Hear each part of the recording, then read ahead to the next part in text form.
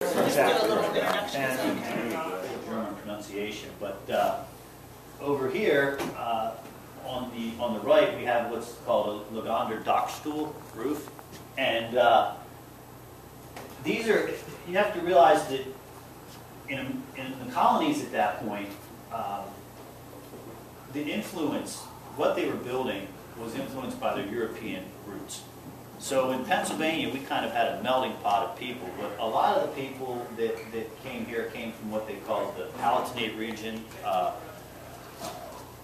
what's now Germany, Austria, Switzerland, and they brought a timber framing technology with them. And then you have the English, who had a timber framing technology,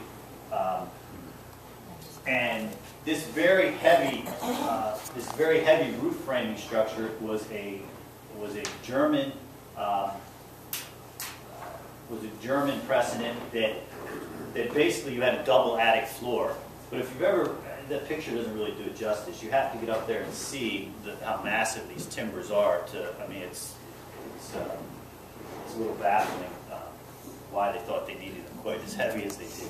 But again, the lumber was easily available, and so what you're going to see early on in timber framing building construction is fairly large timbers. They used a lot of large timbers. As it was easier to process material, you start to move towards smaller pieces, smaller sections. They wanted to use less material, and it was easier for them to make more pieces.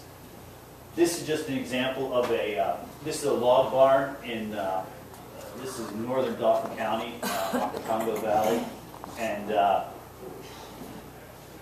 this is all hewn material, all specifically cut for this building. None of this, you didn't go to a lumber yard and order an 8x8, although they like to use, in timber framing, they used a lot of 8x8 sections. Each one was processed separately. We start to see mechanical fixtures introduced to buildings.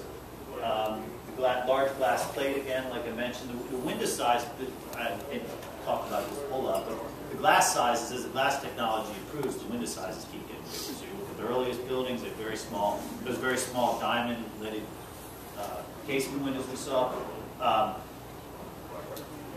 Georgian period were smaller, then by Federal we're getting bigger. You'll see in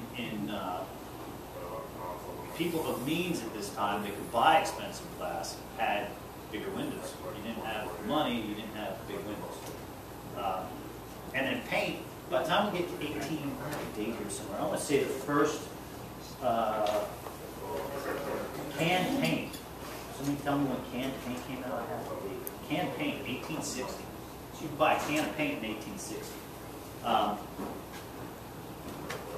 So how's this stuff how's this wood getting processed? I mean, now we're no longer doing it by hand. Now that's not saying exclusively. And again, as you got out further in rural areas where it may not be available, you may still have some craftsmen doing it by hand. But we start to see all types of woodworking machinery being patented. And here's a planer. Now this one's kind of some of these drawings are a little hard to decipher how they may have worked compared to a modern planer, but you're 1850 on this patent. Yeah, that looks scary, right? So here's a table saw. You know, I mean, you can see the basic components of what we have in a table saw now. I'm assuming this is kind of like that, almost like a sliding fence for cutting off. I'm not sure. But these are all wood frame pieces of equipment. These would have been driven off of line shafts in the mill. So you have a line shaft going, and they'd have a whole series of takeoffs with flat belts and power these separate machine boards. Timber framing, but it's defined by these relatively short pieces, and it has both a German and an English precedent. This is the Plow Tavern in York, and then down below, this building, believe it or not, stood at Landis Valley. Unfortunately, it's not there because that would really be one of the there's not much of that around. It's really impressive for what it was. But these things were, everyone know what wattle and daub is?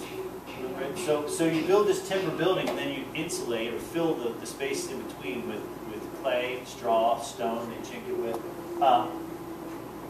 And it had a couple advantages. Number one, it was insulation. Number two, it fireproofed the buildings.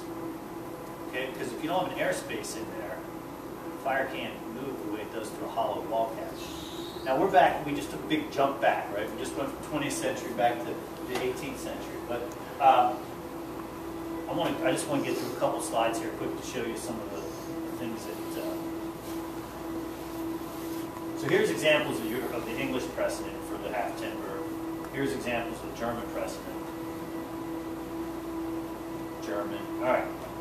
So here is Ephrata cloister. So here it is close up and personal at Ephrata. Ephrata has a lot of very unique early Germanic style building technology employed. And here you're going to see there's some sawn timber, some ribbon or some hewn timber, and this is ribbon siding. So all this siding is split by hand. Is that usually covered by siding? Yes, that was open. That was open only because we were doing structural repairs. This is a ribbon. Pass this around. This is a ribbon side lap shingle. So this is a technique that was unique to Pennsylvania and the German settlers in Pennsylvania, northern Maryland, a little bit down into Virginia. This technique, by the time we got to the Revolutionary War, this had pretty much ended.